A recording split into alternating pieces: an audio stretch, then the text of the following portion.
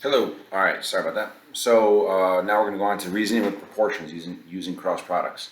This should be rather simple for you because based on what I saw yesterday, just a little refresher from what you guys did last year, and then we'll go into it.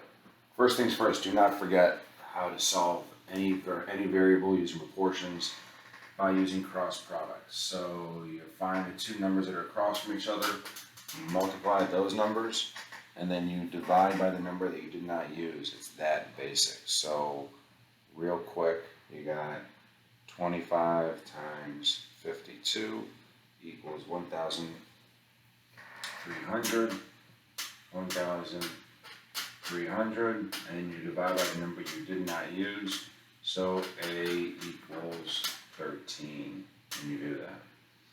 Alright, next one, you got 3 times 24, and 3 times 24 is 72, and then you divide by the number you did not use, and 72 divided by 18, I believe is 4. 72 divided by 18. I'm waking up, so I'm slow this morning. So T equals 4. It's that basic. Now let's step it up a notch. Okay, so now I got some word questions for you. Let me move this so you can see a little easier. Now you got to set up proportions from word questions. So this says an 8-ounce glass of OJ contains 72 milligrams of vitamin C. How much juice contains 60 milligrams of vitamin C? So when you're setting up proportions, make sure you always start with the facts that you know. And it doesn't make a difference which one you put on top or bottom, but you got to stay consistent. So I'm always going to urge you to label what the numbers mean. So I'm just going to go straight off this fact. I have 8 ounces over 72 milligrams. And I'm labeling them so that I know what goes on top, what goes on bottom. The question says, how much juice contains 60 milligrams of vitamin C? Well, because I know I got my milligrams on the bottom over here, I'm going to keep my milligrams on the bottom over here.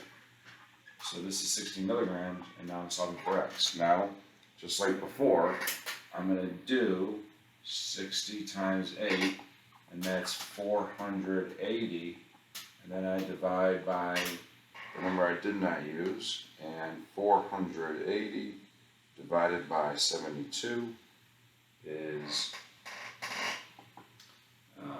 6.6667, or more emphatically, 6 2/3. Okay, I'm okay if you guys did 6.67 for this situation, but I want you guys to try to use fractions when possible. The waiting time to ride a roller coaster. The waiting time, and this number makes sense that we have less vitamins, we have fewer ounces to produce fewer milligrams of vitamin C. So just always make sure that your answers make sense. The waiting time to ride a roller coaster is 20 minutes when 150 people are in line. How long is the waiting time when 240 people are in line? So set up the fact that we know. I know 20 minutes and 150 people. Now watch. I'm going to put the people on top, the minutes on bottom. Doesn't make a difference because I'm labeling them.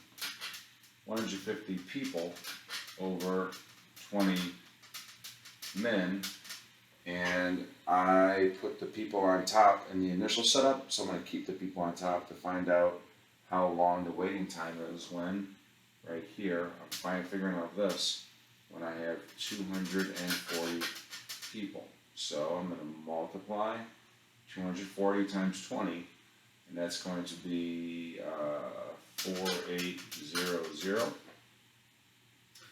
And then I'm going to divide this by 150. Can you see this? Yes, you can. So I'm going to divide that by 150. So 4,800 divided by 150, and that is equal to 32 minutes. Okay?